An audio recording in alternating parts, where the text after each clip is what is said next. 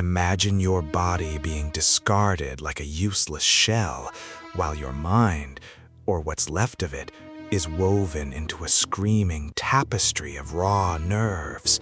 This is not a ghost story, it is a biological reality. Item number SCP-1027. Object Class Euclid. Special Containment Procedures. SCP-1027 is to be contained within a specialized temperature-controlled saltwater tank at Site-19. The saline concentration must be maintained at a steady 3.5% to mimic the internal environment of a human body. Under no circumstances is any staff member to enter the containment tank or come into direct physical contact with the specimen. All maintenance and feeding are to be conducted via remote-operated submersibles. In the event of a containment breach, the tank's automated containment protocols will flood the chamber with a high-concentration neurotoxin solution designed to induce immediate neuroparalysis in the specimen. Staff interacting with the containment area are required to wear Level 4 biohazard suits with reinforced puncture-resistant lining. Description: SCP-1027 is an anomaly that closely resembles the central nervous system of a human being, specifically a mature Homo sapiens.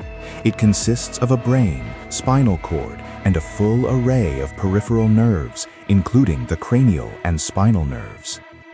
When submerged in its saline environment, SCP-1027 appears to float freely, its nerve endings drifting like the tentacles of a jellyfish. Despite lacking any muscular, skeletal, or respiratory systems, SCP-1027 is highly mobile. It moves through the water by rhythmic pulsations of its neural clusters. More disturbingly, SCP-1027 exhibits predatory behavior and a rudimentary level of sapience.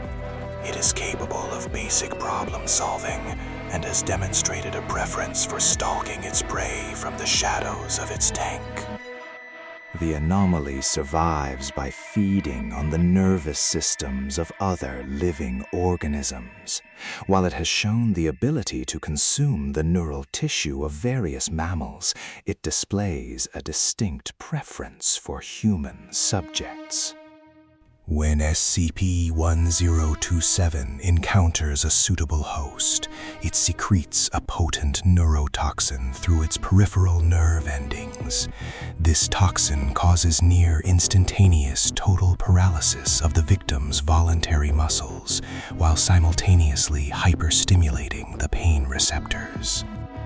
Once the host is immobilized, SCP-1027 begins the extraction. It uses its fine nerve endings to penetrate the host's skin, typically through the sensory pores or the tear ducts. It then weaves its way into the host's internal structures, seeking out the spinal column and the brain. During the final stage of the feeding process, SCP-1027 triggers a massive surge of electrical activity within the host's body. This surge facilitates the rapid decomposition of the host's non-neural tissues, while reinforcing the structural integrity of the host's own nervous system. The original body is left behind as a hollowed-out necrotic husk, while the newly extracted nervous system is absorbed into SCP-1027, increasing its size and complexity. Addendum 1027-A, Initial Recovery Log. SCP-1027 was recovered from the basement of a residential home in rural Vermont. Local law enforcement discovered a series of 13 bodies in various states of decay. Each body was missing its entire nervous system. Foundation agents were deployed when a responding officer was attacked by what he described as a wet, pulsing spider made of red wires. The specimen was found cornered in a flooded basement where it had already begun integrating with the officer's leg. Addendum 1027B, Experimental Log 1027-04. Dr. Aristone authorized an experiment involving a live D-class subject. D-9022 was placed in a dry observation chamber adjacent to the tank, separated only by a reinforced glass partition. The specimen immediately moved toward the glass, pressing its cranial nerves against the surface. Researchers detected that SCP-1027 was vibrating its peripheral nerves against the glass at high frequencies. These vibrations matched basic human speech. Specimen. Cold. So cold. D-9022. What is that? Is it talking? Dr. Aristone, continue your observation, D-9022. Specimen. Help. The skin is gone. It was heavy. It was dark. Now it is just cold. Specimen, come closer. Give me your warmth. Give me your shell. I need to be inside again. At this point, D-9022 became visibly distressed. SCP-1027 began striking the glass with its spinal cord, demonstrating a force far exceeding neural tissue. Addendum 1027-C, Incident Report 1027 Omega. A mechanical jam necessitated a Level 2 technician, Marcus Thorne, to access the top of the tank to clear a debris blockage. Thorne was equipped with a standard biohazard suit. A microscopic fissure in the suit's left glove went unnoticed. As Thorne reached into the upper layer of the saline solution, the specimen ascended with incredible speed. It positioned its sensory nerves near the intake valve, drawing its tendrils towards Thorne's hand. A single nerve ending, no thicker than a human hair, managed to enter the fissure in the glove. Thorne did not immediately scream. He simply froze. His heart rate spiked to 180 beats per minute, followed by a total drop in muscular activity.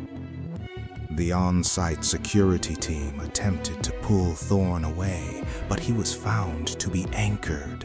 SCP-1027 had already threaded itself through the glove into Thorne's palm and was rapidly ascending his ulnar nerve. Witnesses report a faint, wet, clicking sound began to emanate from his throat. This was the sound of his internal tissues being displaced. Thorne's skin began to turn a translucent gray with a rhythmic pulsing beneath the surface, moving toward his neck. The extraction was completed in less than 20 minutes. In a final, violent convulsion, Thorne's spine was heard to snap. The specimen, now significantly larger, slithered out of the oral cavity and back into the saltwater tank.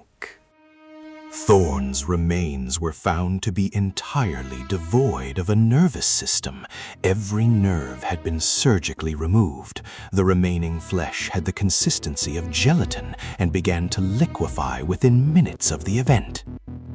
Addendum 1027-D, Researcher Note. SCP-1027 has shown a marked increase in cognitive function. It has taken to arranging its nerve endings against the glass of the tank to form complex geometric patterns resembling neural maps. It will stand upright in the water, using its lower spinal nerves to balance, while waving its cranial nerves in a manner that disturbingly resembles a human greeting. It is not just waiting, it is testing the boundaries of its cage. During the last inspection, a small, hair-thin nerve ending was found, lodged in the exterior seal of the tank's viewing port. it was still twitching. If it ever reaches the ventilation system, it will move through the walls and into the nerves of every person in this facility. And the worst part is, you won't even feel it happen until you can't move to stop it. Subscribe for more Foundation archives.